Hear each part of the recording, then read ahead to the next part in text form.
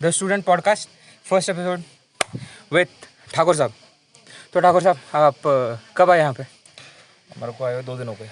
2 दिन? जी। 2 दिन में क्या क्या किया आपने? 2 दिन के अंदर मेरा जो काम था मैंने काम किया। हाँ उसके बाद मैं पुणे घूमने का विचार बनाया। हाँ हाँ। तो पहला चीज़ मेरा ये सिंहगढ़ सिंहगढ़? यहाँ घूमने का किया। हाँ, कहाँ से सोचा सिंहगढ़ का? यहीं काम से आया तो उन्होंने बोला था कि आप गौर वहाँ जाइए, आप तानाजी के बारे में आप देखिए सुनिए। वहाँ जाने के बाद में फिर आपको यहाँ आने के बाद इतना अच्छा लगा, बहुत अच्छा लगा। हिस्ट्री आप देखिए, हिस्ट्री जो हमारी है सुनने के बाद बहुत अच्छी लगती है। और उस टाइम जो हुआ होगा वो तो असंभव को संभव किया था तानाजी ने। अब नेक्स्ट ट्रिप है मेरी, देखो ये रायगढ़ की है। रायगढ़? नेक्स्ट ट्रिप जो नेक्स्ट ईयर आऊँगा मैं तो रायगढ़ घूमूंगा मैं।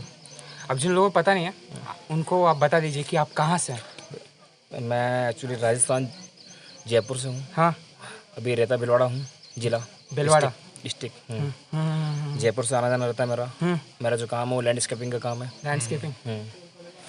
अच्छा, मतलब लैंडस्केपिंग में क्या करते हैं आप? लैंडस्केपिंग के अंदर ऑल ओवर, मतलब जो बड़े बड़े जो गार्डन जो होते हैं वो, मतलब प्लॉटिंग जो होता है? नहीं, प्लॉटिंग के अलावा जो बड़े गार्डन जो होते हैं हाँ, वो उनके अंदर काम है। नई नई कॉलोनियाँ होती हैं उनके अंदर डेवलपमेंट्स होते हैं। आराम से। अच्छा, आप किसकी भक्ति करते हो मेजरली? मेजरली देखिए कि कोई एक भगवान नहीं है, देखिए हाँ। सभी हमारे एक भगवान देखिए। मेजरली तो माता रानी की भक्त ज़्यादा है देखिए। माता रानी? माता रानी, माता रानी मतलब स्पेसिफिकली? 9 देवियाँ। 9 देवियाँ? 9 देवियाँ, सारी 9 देवियाँ? सारी 9 देवियाँ। सारी 9 देवियाँ। आपको इस अपने जो अपना कल्चर है जिसमें हर एक फैमिली का अलग अलग कुल देवता होता है। हाँ, जैसा आपने कहा माता रानी है तो मेरी माता रानी, मेरी जो कुल देवी है वो केला देवी है, जो राजस्थान के अंदर करौली जिले के अंदर। करौली जिला? करौली जिले के अंदर बहुत सुना हुआ है करौली के बारे में। करौली के बारे में वो एक, आप भी देखिए इतनी बड़ी देवी थी जो वो अपनी सुरक्षा के लिए उन्होंने वहाँ बलि दी थी एक। तो वहाँ एक राक्षस था, उस राक्षस के अभी भी वहाँ पर पैर वहाँ पर अभी भी मौजूद है वहाँ पर।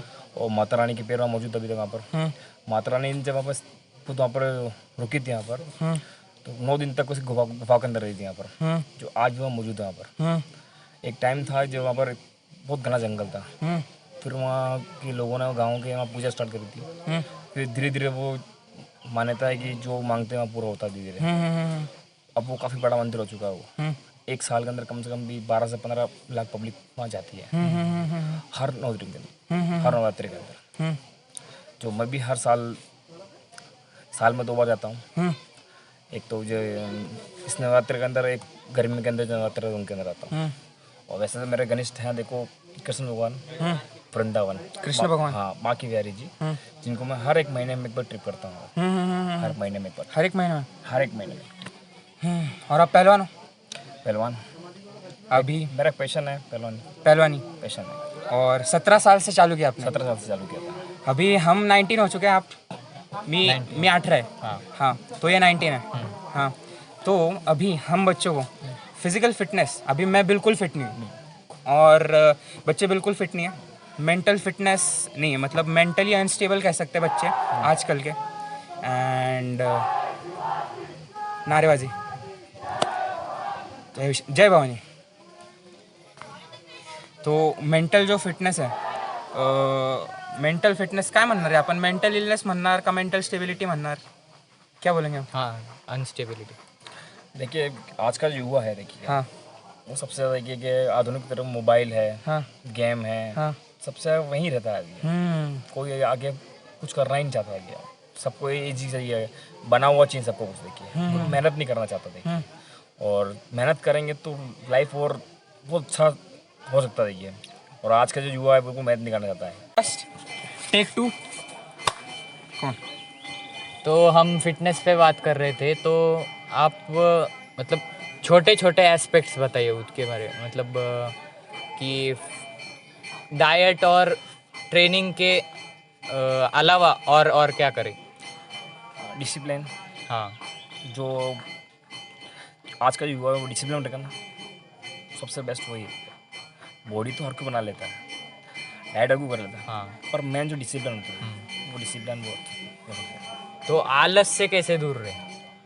मतलब आलस से दूर रहने के लिए सबसे पहले सोशल मीडिया, हाँ। जितने सोशल मीडिया है, इंस्टाग्राम है, जो स्नैपचैट वगैरह है, जितने भी हैं सोशल से और दूर रहेंगे तो आलस और धीरे धीरे ऑटोमेटिक दूर हो जाएगा।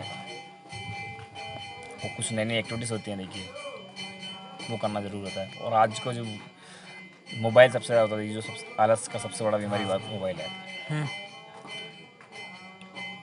आप अंकित बयानपुरिया को जानते हो? भाई फेस तो नहीं मिला, देखिए आज के जो इंस्टाग्राम सबसे फेमस वो हो रहे हैं, हाँ हाँ हाँ हाँ हाँ जो कम 10 दिन के अंदर 2 मिलियन हाँ, वो है 75 डेज टेंट करती है। कल उनका 108 हुए थे। 108 अपने हिंदू धर्म में 108 का काफ़ी ज़्यादा महत्व है। और आज 109वां दिन है अंकित बयानपुरिया का। और आज हम उन्हीं के बारे में बात करेंगे। मतलब हम हर टॉपिक पे बात करेंगे वैसे, पर हमें अंकित बयानपुरिया के बारे में बात करनी है। तो आपको क्या लगता है उनके सक्सेस का क्या कारण है? उनकी जो मेहनत है, मेहनत है तो उन्होंने 15 साल से उनकी उम्र 15 साल से जब से उन्होंने करी है, उन्होंने स्टार्ट किया है, अब जाके उनको फल मिल रहा है उनका। आपने वो रणवीर का पॉडकास्ट देखा उनका? नहीं मैंने उनको पसंद नहीं किया। पॉडकास्ट नहीं देखा।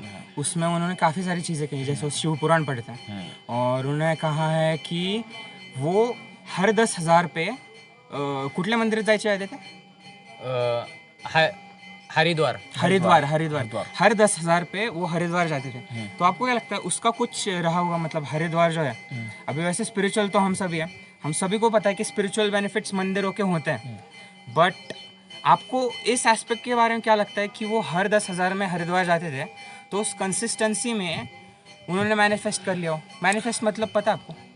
मतलब कोई कहने का मतलब जब कह रहे हैं आपको हर 10,000 पे हट जाते हैं, हरिद्वार जाते थे। आप जब यहाँ आए थे तो क्या सोच के आए थे? हम तो कुछ भी नहीं सोच के आए थे, हम तो घूमने आए थे। घूमने आए थे। अभी अनायास हो रहा है सब। हाँ, अभी आपने बोला था कि जब हम यहाँ आए थे तो हमने हनुमान चालीसा का उसको करके आए थे। हाँ हाँ हाँ हाँ हाँ जब ऐसा ही उनका था, देखिए हाँ हाँ हाँ हाँ हाँ हाँ हाँ कि हर 10,000 रुपये वहाँ वो करना है तो वो करना है। अब नेक्स्ट उनका क्या होगा वो देखिए अब जरा आप, कि 15,000 रुपये करेंगे कि 20,000 रुपये करेंगे, नेक्स्ट लेवल का होगा, देखिए आप। आपको लगता है ओलंपिक्स जाएंगे वो? बिल्कुल जाएंगे। बिल्कुल जाएंगे। पहलवानी में पहलवानी में उन्होंने कहा है MMA में जाएंगे, पर वो पहलवानी है। इनसे पता चला मुझे उनको शोल्डर इंजरी है। Shoulder injury. तो उस इंजरी पे कुछ काय माहिती तुला त्याच्याबद्दल, इंजरी बद्दल?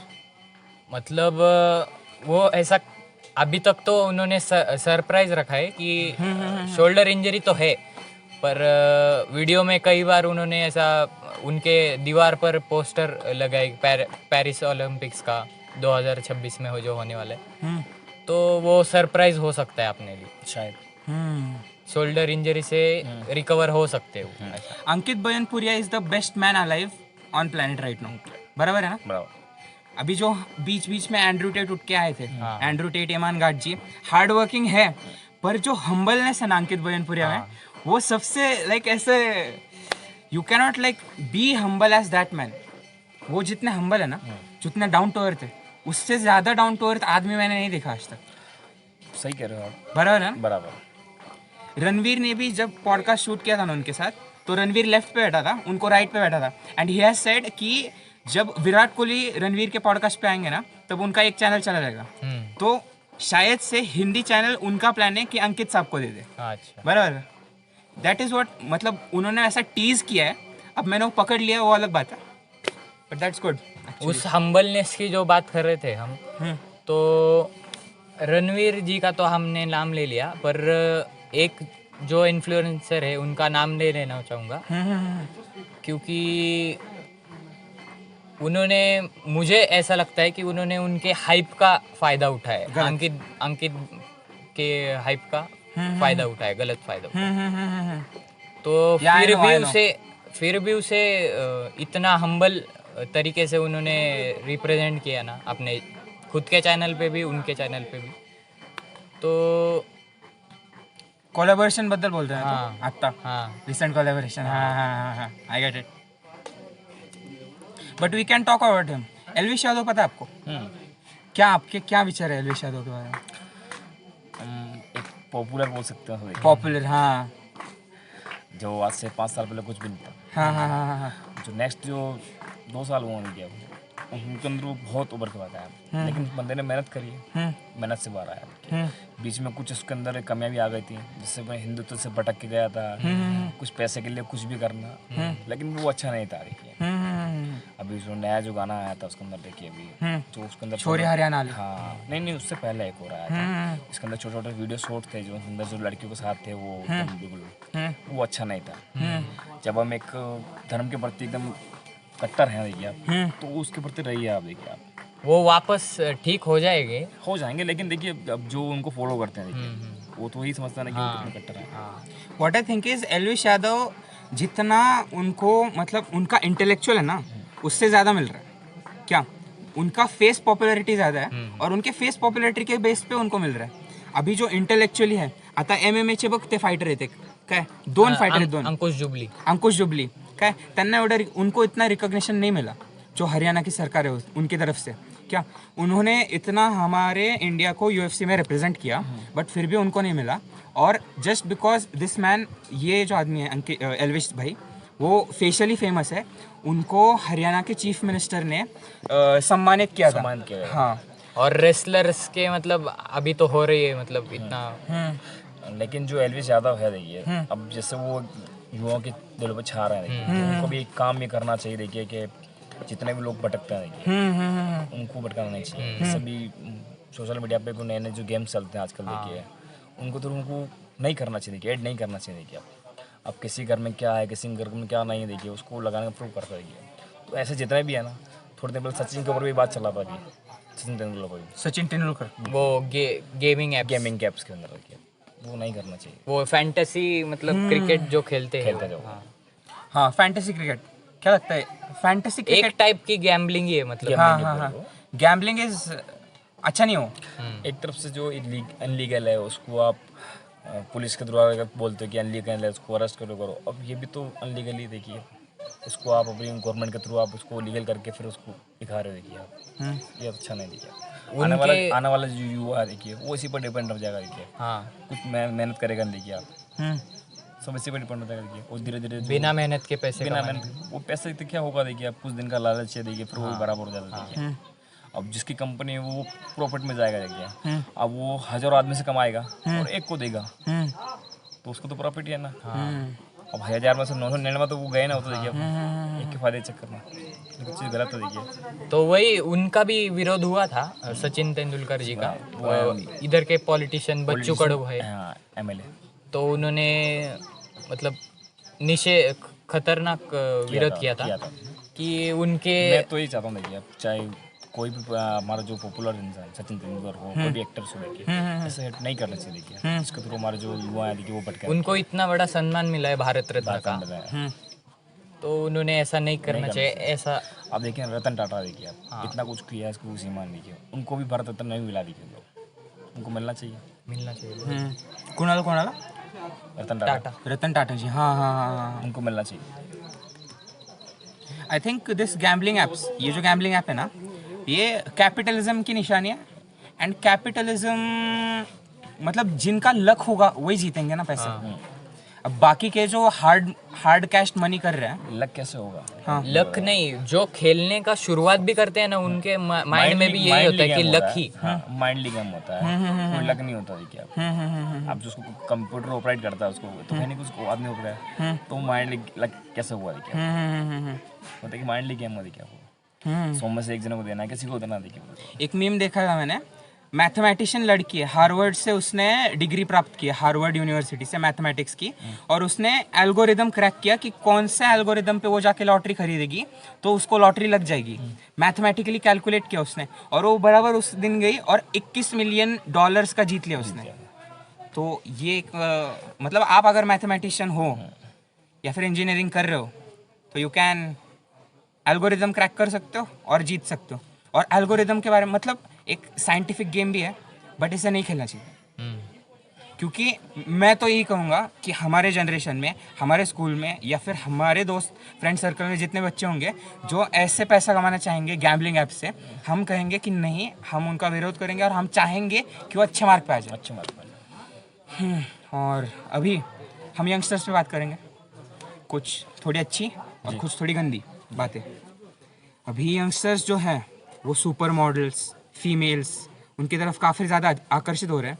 मी आता रिसेंटली आपल्या सगळे जवळपास 3-4 मित्र आहेत असे ते एल्ला बघ एल्ला डी वर्मा आहे माहिती आहे ना ती ट्रान्सजेंडर काय ते कन्वर्ट झाले तिची प्रत्येक रील आहे ना प्रत्येक रीलला राईट टाकतात नाही का तो वो एक ट्रांसजेंडर वुमेन है तो उसके ऊपर आपका क्या मत है कि वो पहले एक लड़का थे अभी वो आपको पता है एल्ला दे वर्मा नहीं आज तक नहीं मिला। अच्छा ठीक है कौन नहीं मिला मैं नहीं देखा। नहीं अच्छा ये बहुत मतलब ये हमारे कल्चर में आपको पता नहीं होगा बट हमारा जो जेन जी बोलता है हमें हमारा जो जनरेशन है ना वो काफ़ी ज़्यादा मेंटली डिस्टर्ब्ड है और उस मेंटल डिस्टर्बेंस को कहीं ना कहीं हमारा जो लड़के हैं या फिर लड़कियां हैं उसका गे कम्युनिटी जो है LGBTQ उसको रास्ता ढूंढ लेते हैं मतलब जो ट्रांसजेंडर का कम्युनिटी है मतलब जो हिजरा ट्राइब है वो हिजरा ट्राइब से अलग हट के थोड़ा सा क्योंकि इनके जो क्या बोलते हैं अपन एजेंडाज है ना LGBTQ जो थोड़े वेगळे वाटतात क्या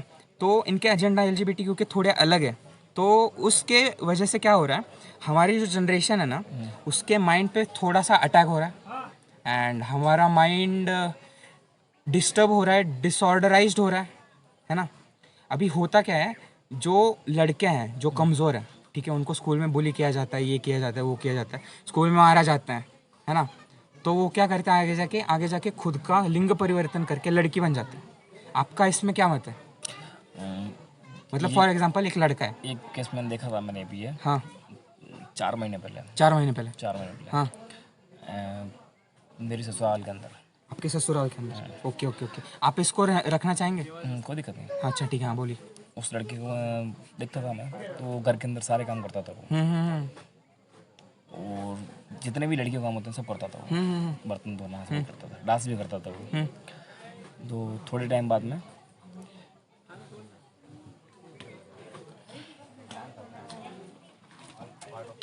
में क्या हुआ कि वो जैसे जो होते किन्नर होते हैं उसके साथ में जाने लगा वो जाने के बाद में वो डांस करने लगा उसकी माँ ने उसको देख लिया 2 बार मारा भी घर के अंदर बंद कर दिया उसको तो एक दिन ऐसा आया कि वो घर से ही चला गया रात को उसकी माँ ने पुलिस कंप्लेन किया उन किन्नरों के पास भी गई लेकिन वो नहीं मिला वहाँ से भी कहीं चला गया फिर 2 महीने बाद खबर आई कि उसने वो लिंग परिवर्तन करा के वो हो गया और आज वो स्थिति के अंदर है कि उसके वीडियो देखने पर लगता है कि वो ऐसा भी कोई कर सकता है इंस्टा पे है फॉलोअर कितना उनका फॉलोअर्स नाम बता नहीं सकता हूँ देखिए अभी फॉलोअर नंबर वो नंबर तो फॉलोअर देखा नहीं इतना मैंने लेकिन बस रील देखी थी मैंने 3-4 उसके अंदर था अभी उसने अभी पता नहीं नाम भी कुछ अजीब रखा हुआ है कुछ देखिए व्हाट आई थिंक इज कि अगर तुमको स्कूल में बुली भी किया जा रहा है और अगर तुम मेंटली वीक भी हो तब भी मर्द बनो है ना लड़ो एंड आई थिंक इज मेरा पर्सनल मेंटालिटी है अगर मैं लड़ते किसी फॉर एग्जांपल कोई मुझे बुली कर रहा है लाइक किसी ने मुझे मार दिया टपली मारी मोटा बोलने से तो कोई बोलता नहीं है आजकल वैसे हम बच्चे नहीं रहे अभी बट फिर भी अगर कुछ भी ऐसा डिसरिस्पेक्टफुल होता है मैं लड़ रहा हूँ और मेरा ऐसा है एक आदमी आएगा तब भी मैं लड़ूंगा और 1000 आदमी आएंगे मुझे मारने तब भी मैं अकेला ही लड़ूंगा दिस इज अ जस्ट वे मतलब ऐसे ही फाइट करना है यार पुलिस को नहीं फाइट कर सकते क्या है मतलब ये LGBTQ का जो एजेंडा है ना वो खुद को ही मतलब क्या म्हणतात बेसिकली उनको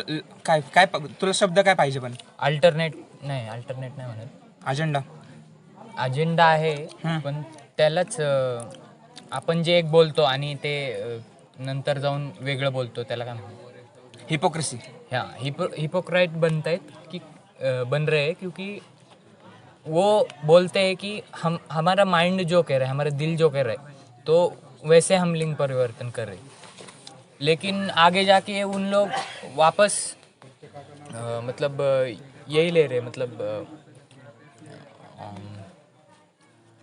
इमोशनल मॅनिप्युलेशन कर रहे की नवीन जनरेशनचं हाँ आपल्याला एक इथं फायदा झाला की आपल्यासाठी अँड्रू टेट आला जरा नए बच्चे उनके मतलब आकर्षित होते हैं और वैसे सोच रखते हैं फिर आगे जाके आई वोंट से कि हम लोग LGBTQ का विरोध नहीं कर रहे हैं बट हम कह रहे हैं कि LGBTQ जो है गलत फायदा भी उठाया जा रहा है manipulation mind manipulation psychological manipulation and if you are depression देख 6 महीने 8 महीने बराबर क्या उसके आगे आपका जो लाइफ है ना पूरा वो बदल जाता हाँ बदल जाता है, क्योंकि ये डिप्रेशन का फेज ही होता है जो आदमी को बनाता है। हाँ बराबर है।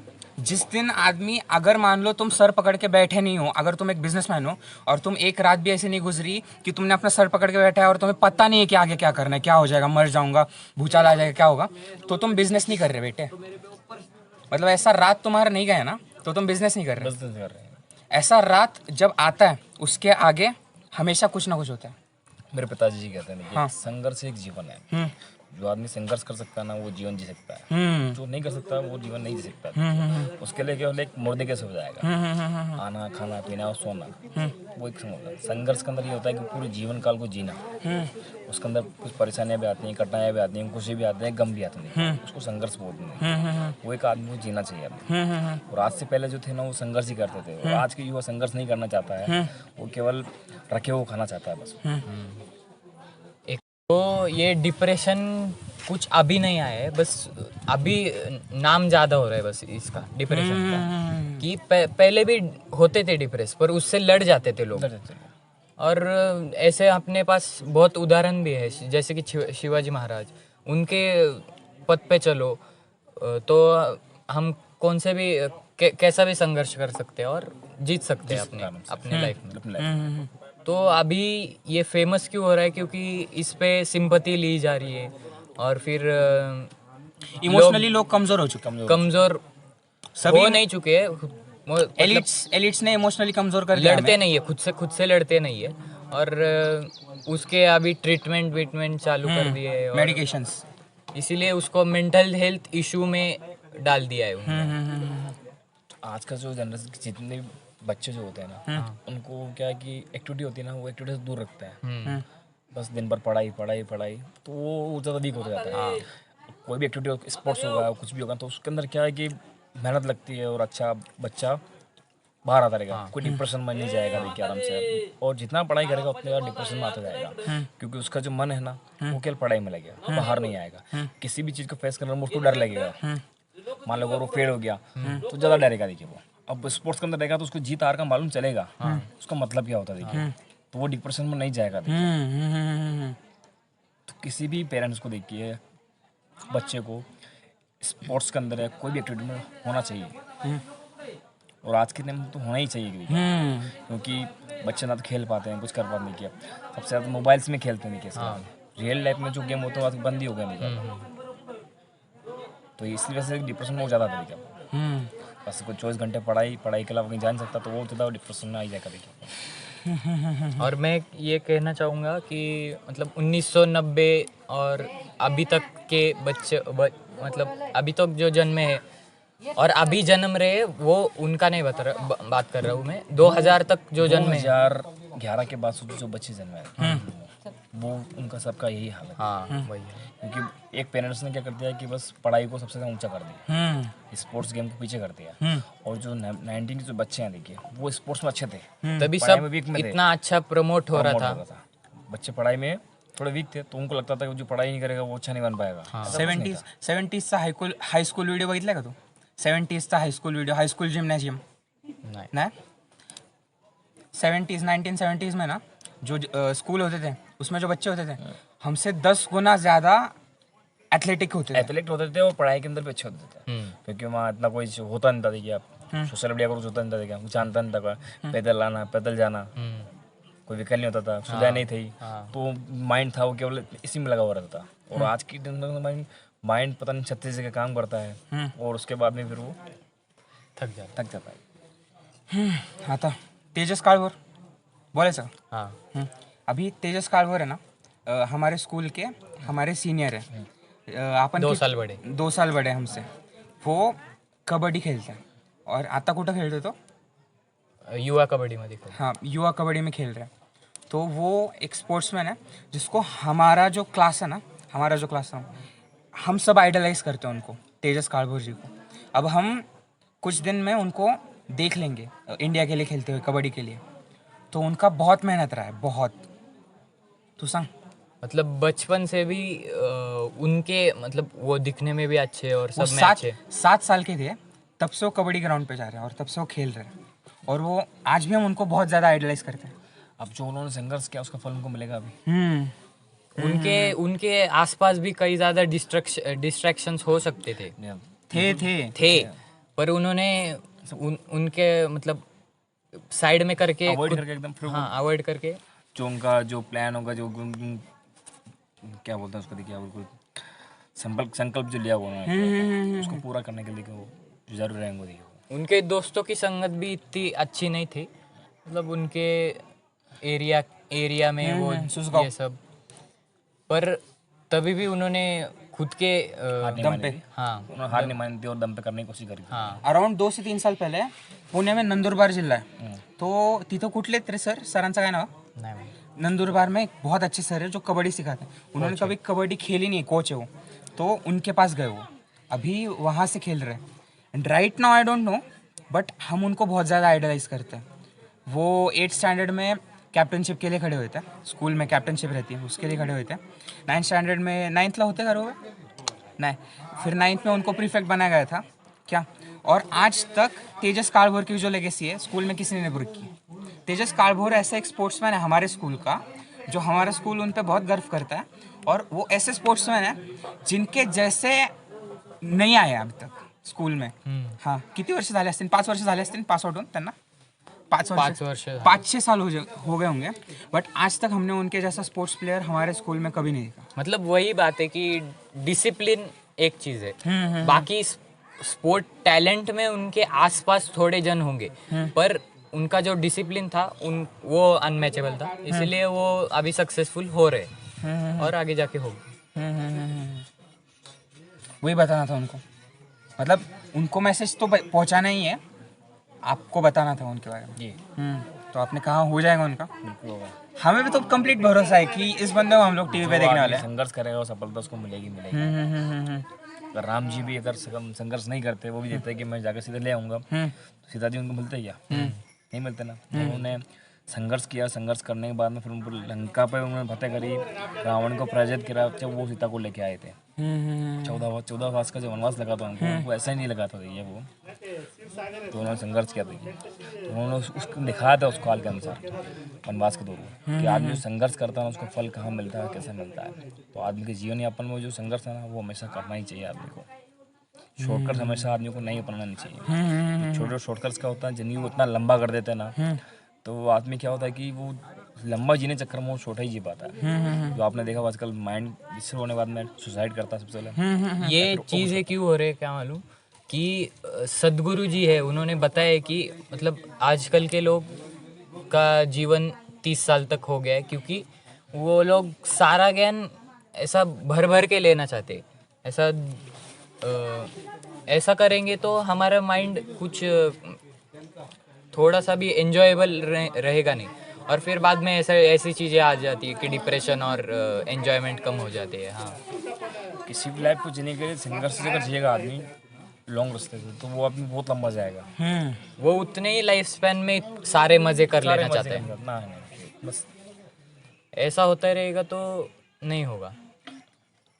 तो पुस्तकी ज्ञान भी चाहिए, पुस्तक ज्ञान भी चाहिए। देखिए जीवन काल के अंदर और धरातल पर रहना भी जरूरी होता है। देखिए आप धरातल पर आदमी जो रहेगा ना, वो बहुत कुछ कर सकता है। हवा में रहने से मतलब नहीं होता है।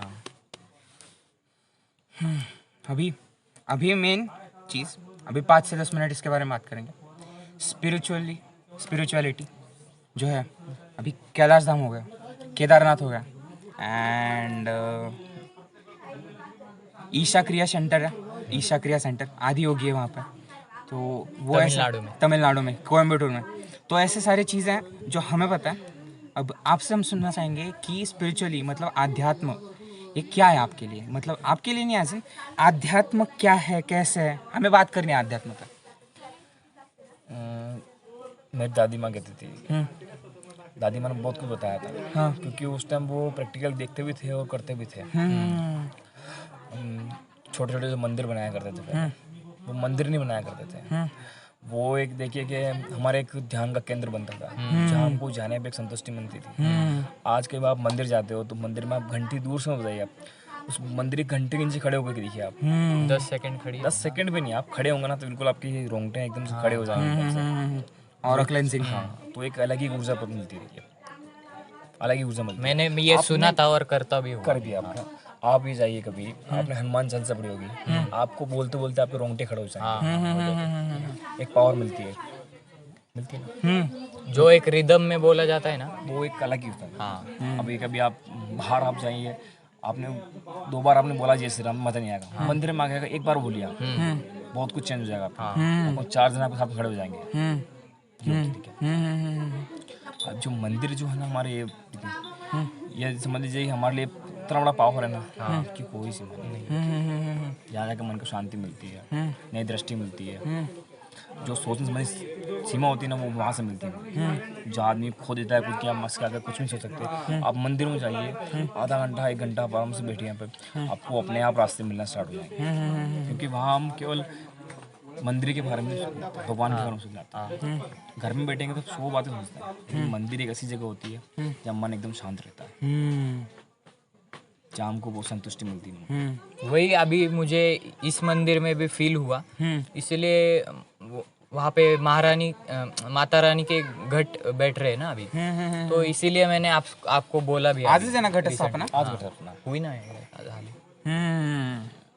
पितृपक्ष, कल पितृपक्ष खत्म खत्म हुआ करे, और कल आज मावस थी, आज ये प्रथम मास।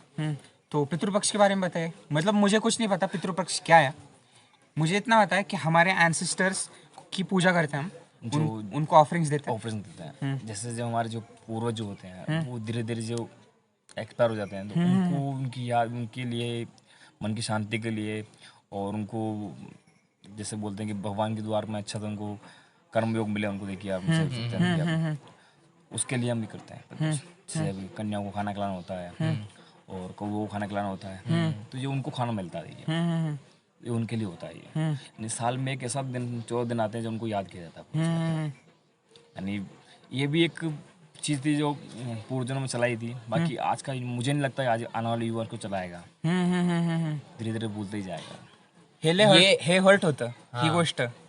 ये चीजें हुई भी है, मतलब कौवे इतने इंटेलिजेंट है कौवे कि आपने कभी सुना है कि अपने तो दादी से कि श्राद्ध के अंदर सांप दिखते हैं, सपने में हर पुरुष दिखते हैं, ये क्यों होता है? क्योंकि हम उनको याद करते हैं इन दिनों में। मेरे साथ ये अभी परसों ही किस्सा हुआ है कि मैं सुबह 4 बजे उठ के मतलब भागने के लिए जा रहा था, और तभी मुझे मतलब पीछे ये हुआ कि कोई आ रहा है, और मैंने देखा कि वो आ ही रहा था।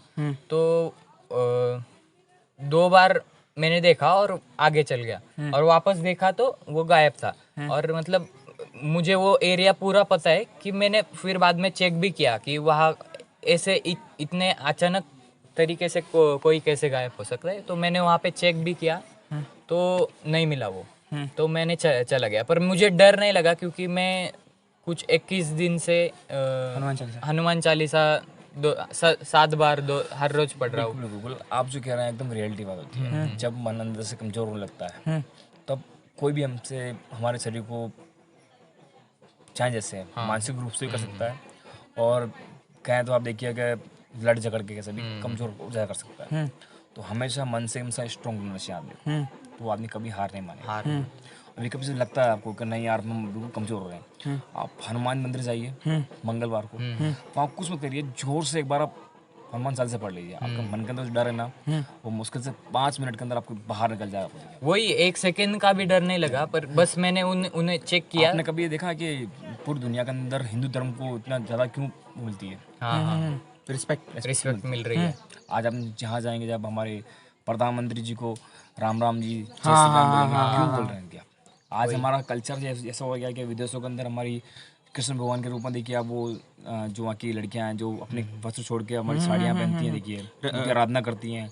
सड़कों पर देखिए राम राधे राधे भजन गीत करती हैं, बरसाने का नाम लेती हैं, साल में यहीं रहते हैं। देखिए आप वृंदावन जाइए, देखिए आप, उन्होंने अपना घर यहीं बना लिया, देखिए आप।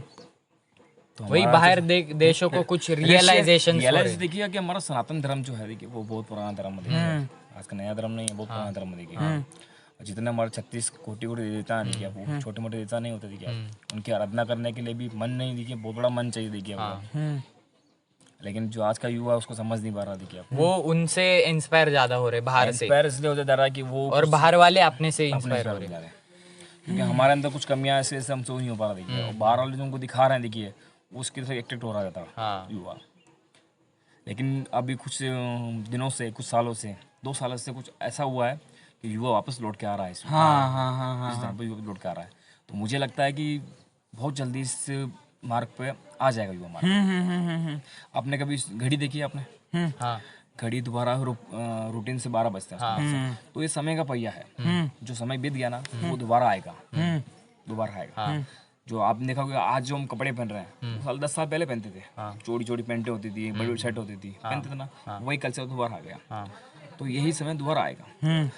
कितने टाइम तक पेट्रोल लेगा, कितना डीजल रहेगा, चलेंगे घोड़े वही, बैलगाड़ियाँ चलेंगी और हाथ से खाना खाएगा, सब काम वही होगा देखिए। लेकिन धीरे धीरे टाइम लग जाएगा देखिए, अब साल 2 साल 10 साल से लगेगा, लेकिन कल्चर जल्दी चेंज हो जाएगा। घुड़सवारी करना सब कुछ दोबारा वही आएगा। आप देखा होगा आपने, लोग गायों को पालने लग गए हैं उसके लिए। आप देखे होगा, आप सब बोलते हैं कि नेचुरल करने लग गए आजकल, गौशाला। नेचुरल करने लगे ना, तो वो जल्दी आने वाला देखिए। हाँ। और आजकल जो आपने देखा होगा कि नया वो चल गया देखिए, क्या बोलते हैं हम, खाद भी सब्जी आती है, यूरिया सब्जी आती है आजकल, उसको छोड़ के अभी उसके ऑर्गेनिक के ज़्यादा दौड़ रहे हैं। ऑर्गेनिक हम पहले ही कर चुके हैं इस चीज़ों को, आज से 40 साल पहले ऑर्गेनिक खाते थे। जो ऑर्गेनिक ये होता था कि देसी खाद से चीज़ें बनती थी, तो आदमी 100 साल जीता था और आदमी एकदम स्ट्रॉन्ग रहता था, ना कोई बीमारी लगती थी उसको।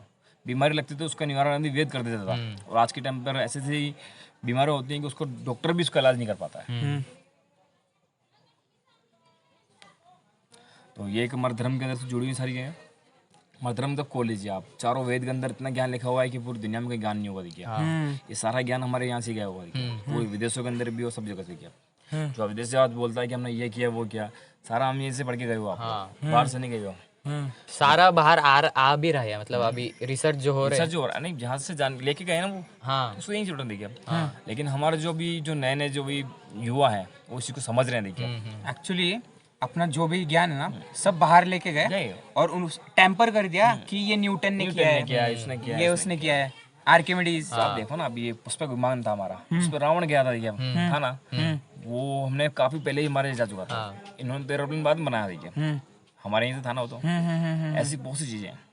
और जो पुष्पक विमान है वो और ज्यादा एडवांस था, एडवांस था। मर्क्यूरी पे, मोस्टली कहते हैं कि मर्क्यूरी पे चलता था। ऐसी बहुत सी चीजें जो सनातन धर्म में देखिए। और आने वाले टाइम के अंदर हिंदू राष्ट्र नहीं में और पूरे वर्ल्ड के अंदर हिंदू धर्म फैल जाएगा। कधी बंद झालं? नाही चालू आहे तो वाजले तेवढे कहने का मतलब मेरा यही है कि आने वाले टाइम में हिंदू राष्ट्र ही नहीं, पूरा वर्ल्ड हिंदू धर्म के लिए जो हुआ रहेगा आज देखिए। वैसे सब हिंदू ही है वैसे। सब हिंदू ही है देखिए, यहाँ आने के बाद में सब ये हो गया वो हो गया, भाई सब हिंदू ही हैं। जीसस पता है हिमालय पहले इजिप्ट आए थे, ठीक है, वहाँ पे जीसस ने इजिप्ट में थोड़ा मिस्टिसिज्म सीखा, मतलब मैजिकल पावर्स, और फिर वो हिमालय आए। और बाइबल में ना उनका 12 साल का जो है ना, मतलब जैसे वो 12-13 साल के हुए वहाँ से लेकर जैसे वो 20-30 मतलब 20-22-23 के हुए तब का इतिहास ही नहीं है बाइबल में। तो 12-13 साल के लिए कहाँ थे जीसस? तो हमारे कल्चर में भी ऐसा है, कुछ कहानियाँ हैं जो कहती है कि जीसस यहाँ पे आए थे और उन्होंने भी कहा है, काफ़ी सारे क्रिश्चियन लोग ये भी मानते हैं कि वो भी इंडिया में आए थे। एंड क्रिश्चियन जो धर्म है वो कृष्णा से काफ़ी ज़्यादा मैच करता है, मैच करता है, मतलब प्रोनाउंसिएशन। आपने वो देखा अभी वो एक बुद्धा, हाँ कौन थे वो? गौतम सिद्धार्थ आर्य, वो हिंदू थे। हाँ हिंदू से फिर उन्होंने उस ध्यान करने के लिए एक पेड़ के नीचे बैठे थे। फिर पेड़ के नीचे बैठे तो गुम्मट से बन गए, फिर धीरे धीरे करते करते फिर उनका एक अलग धर्म बन गया, बौद्ध धर्म बन गया। लेकिन वो है तो हिंदू ही था ना। हिंदू ही ना।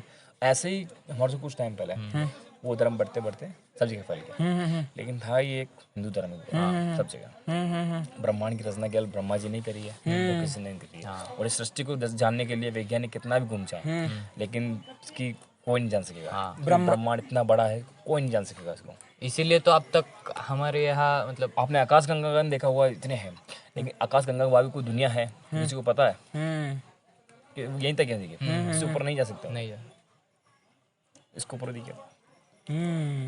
लेकिन इसीलिए अभी तक समुद्र भी पूरा मतलब पूरा डिस्कवर नहीं हुआ है अभी तक। ये लोग तो अभी इतना कुछ करते हैं कि एरोप्लेन से भेज रहे हैं, सूर्य ग्रहण जाएंगे वहाँ जाएंगे। हनुमान जी जब यहाँ से एक छलांग मार कर सूरज तक पहुंचते थे क्या, तो हम कितने आगे थे धर्म के अंदर, लोग तो अब जा रहे हैं क्या। हनुमान जी ने एक बार पूरा सूरज निकल लिया था पूरा। अभी हम हनुमान जी पे बात करेंगे थोड़ा, कि हनुमान जी जो है ना, उनको उनकी पावर्स भुला दी गई थी। अभी 5 मिनट अभी जाएंगे हम, ठीक है। उनको उनकी पावर्स भुला दी गई थी, और बचपन में पावर्स जब तक हमारे एज के होने, बताइए क्यों भलाई पावर्स उनकी, क्योंकि मतलब इनोसेंटली यूज करते थे। नहीं बताऊँ। ऐसा था कि एक यज्ञ चंचल मन था। यज्ञ हो रहा था। हाँ। तो वहाँ क्या है कि सारे जो पुजारी वो जितने भी ऋषि मुनि थे वो यज्ञ कर रहे थे। तो हनुमान जी की आदत थी मस्ती करने की, चंचल थे। तो उनको सारा सामान लेके फेंक देते थे, ये कर देते वो कर देते थे, और इसमें लेके आज ये कर दिया वो कर दिया। तो वो धीरे धीरे चेंजेस के लिए क्या ऋषि मुनि ने उनको शराब दिया था, हम आपको शराब दे रहे हैं, उससे आप सारी शक्तियाँ भूल जाएंगे, सारी शक्तियाँ भूल जाएंगे। तो इस वजह से वो भूल गए थे, शराब की वजह से भूल गए थे। तो फिर उनको याद करने के लिए आपने देखा हो कि रामायण के अंदर रामायण के अंदर जामवन जी जब वो लंका के पार जो गए गए, तब उन्होंने उनको याद दिलाया था कि आपको इतनी शक्तियाँ हैं कि आप कुछ भी कर सकते हैं। तो उन्होंने शक्ति का ध्यान किया था, जब उनको शक्ति ध्यान है उसका यूज़ किया था। तो ऐसे इंसान का होता है कि जब कुछ पैसा हो या कुछ भी हो, उसका मिसयूज नहीं करना चाहिए, तो वो बहुत जल्दी लुप्त होता है वो। तो हनुमान जी से हमको शिक्षा मिलती थी। और ये हनुमान जी का जो लाइफ है ना, ये हमारे थ्रू भी इम्यूलेट होता है।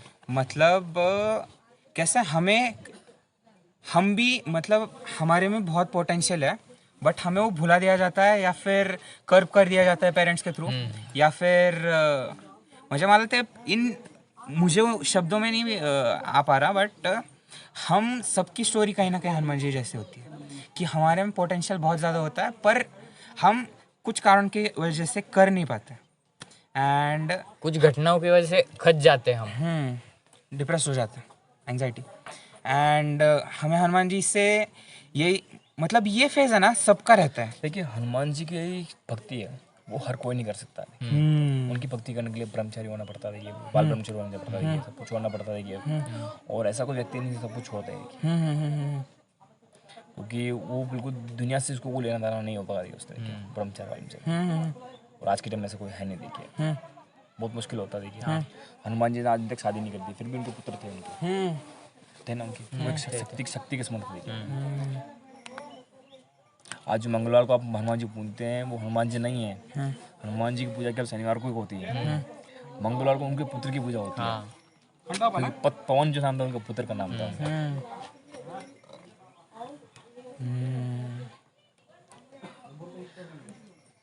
मुझे कहना यह था कि हम सब भटक जाते हैं काफ़ी, और हमें भी पावर्स हमसे ली जाती है, बट एक फेज़ आता है वो जहाँ पे हमें हमारी पावर्स वापस दी जाती है, कि अब जाके हमें फुल फ्लेज में करना है। और जब वो फेज़ आता है, तब हमें कम्प्लीटली उस चीज़ की, हमारे गोल की तरफ कम्प्लीटली दौड़ना है। मुझे आज के युग में ऐसा लगता है जैसे कि वही रामायण का युग होता है, जैसे श्री राम जी हैं। मैं क्या प्रैक्टिकल सोचता हूँ, ऐसा बता रहा हूँ, अपनी थिंकिंग बता रहा हूँ मैं। वो राम जी हमारे मोदी जी हैं, और उनके हनुमान जी हैं योगी जी, जो अपनी शक्तियों का सारा इस्तेमाल करते हैं, चाहे पूरा इस्तेमाल करते हैं वो शुरू से लेकर एंड तक। और जो राम जी थे वो सोच समझ के काम करते थे, ऐसे हमारे मोदी जी बिल्कुल सोच समझ के काम करते हैं पूरा। और ये इस पे क्या कहना है कि हिमालय नहीं चढ़ पाते, कैलाश नहीं चढ़ पाते, कैलाश मानसरोवर, कि मुझे एक लगता है कि हनुमान जी जिंदा है, तो ये भी एक कारण हो सकता है। कैलाश मानसरोवर जो है, देखिए वो हमारा महादेव शिव जी का एक स्थान था, जहाँ रहकर वो अपनी वो करते थे, बैठे वो अध्ययन करते थे यहाँ पर। उस कैलाश को चढ़ने के लिए आज तक कोई नहीं चढ़ पा रहे। जितने लोग चढ़े हैं वो आज मुश्किल से मुश्किल या तो बीमार हुए हैं या डेथ हो गई। आप जितना पास चढ़ते जाएंगे उनकी उम्र वो तेजी से बढ़ती जाएगी, और धीरे धीरे वो बुढ़े होने लग जाते हैं, बाल जल्दी बढ़ना, नाखून बढ़ना बहुत जल्दी होगा। बहुत लोगों ने अध्ययन भी किया इसके ऊपर, और उसको उनके ऊपर कुछ झीलें हैं, ऐसी झीलें हैं जब मानव कंकाल जैसे कंकाल मिले हैं, लेकिन वो बहुत ही बड़े हैं, विशाल राक्षस के रूप में रहता है। तो ऐसा माना जाता है कि कहीं ना कहीं उस कैलाश पर्वत पे कोई युद्ध हुआ था, लड़ाई झगड़ा हुआ था, तो उसके कंकाल आज वहाँ मौजूद है। और वहाँ चढ़ने के लिए मेरे ख्याल से तो इस दुनिया में आज कोई मुमकिन इंसान नहीं हुआ चढ़ पाएगा। और कैलाश पर्वत तक जो है वो चीन के अंदर आता है, वो इंडिया में नहीं आता, लेकिन उसमें जा सकते हैं, परमिशन हो गई थी। अब धीरे धीरे वहाँ भी बाई ट्रैक रोड बन सकता है यहाँ पर, और वहाँ के दर्शन केवल नीचे से किए जाएंगे, ऊपर नहीं जा सकता। वो सबसे ऊंची चोटी तो पता नहीं, वो कैलाश मानसरोवर से भी ऊंची चोटी है, लेकिन कैलाश मानसरोवर को चढ़ नहीं पाया, माउंट एवरेस्ट चढ़ चुका लोग, लेकिन कैलाश मानसरोवर छोटा है, उसको कोई चढ़ नहीं पाया और ना कोई चढ़ पाएगा, संभव शक्ति है अभी। वो चढ़ने पर ऐसा लगता है कि कोई नीचे खींचता है, नीचे धक्के मारता है, ऐसा लगता है। हाँ नाउ लेट्स एंड तो नहीं वैसे, हम आगे भी बहुत बात करेंगे, फ्यूचर में कभी मिलेंगे, हम राजस्थान आएंगे बिल्कुल, तब बात करेंगे। जी जी। एंड अभी हम लोग थोड़ी सी गणेश भगवान की आराधना कर देते हैं, ठीक है। ओम गण गणपतये नमः, ओम गण गणपते नमः। ठीक है। एंड हनुमान जी का थोड़ा सा बोल देते हैं, ठीक है। जय श्री राम। जय श्री राम। और हनुमान जी का क्या मंत्र होगा? श्लोक बोले वैसे तो मंत्र होता है, 40 से बोल सकते हैं वैसे तो। जय हनुमान ज्ञान गुण सागर, जय कपिल मोह पूजा करना, हम दूता तबल थामा अंजनी पुत्र पवन सुत नाम आवा के पूरे मन से बैठ के पढ़ नहीं सकते हैं। चलिए जय श्री राम। चलो, so guys this was podcast with Thakur साहब एंड हमने काफ़ी स्पिरिचुअल बातें करी एंड ये सिंहगढ़ पे रह के बातें करी। हम तानाजी मालुसरे सूबेदार जी हैं, उनके बारे में बात नहीं कर पाए, हमें करनी थी, but next time. And this is just the first episode and today is 15th October 2023, the time is 12:27 और पिछले हम 50 मिनट से बात कर रहे हैं एंड आई डोंट नो। और तानाजी मालुसरे की बातें क्यों नहीं की है, क्योंकि उनको ज्ञान था उनके बारे में और हमने जितना हमारे पास था हमने उनको बताया है, लेकिन उनका जो ज्ञान था वो लेना ज़्यादा ज़रूरी था, इसीलिए उसीलिए हमने इस पॉडकास्ट में ज़्यादा सर उनका ज्ञान लिया है। मतलब हमें टाइम की कमी है एंड आगे बात करेंगे हम। This is just the starting of the student podcast. Stay tuned, subscribe and बातें करते रहेंगे हम। एंड हमारी मतलब मैं बात कर दूंगा आगे चल के कि हम कैसे मिले, क्या हुआ, हम लोग सिंहगढ़ पे कब आए, कैसे आए। And this is just the start. Stay tuned. Thank you.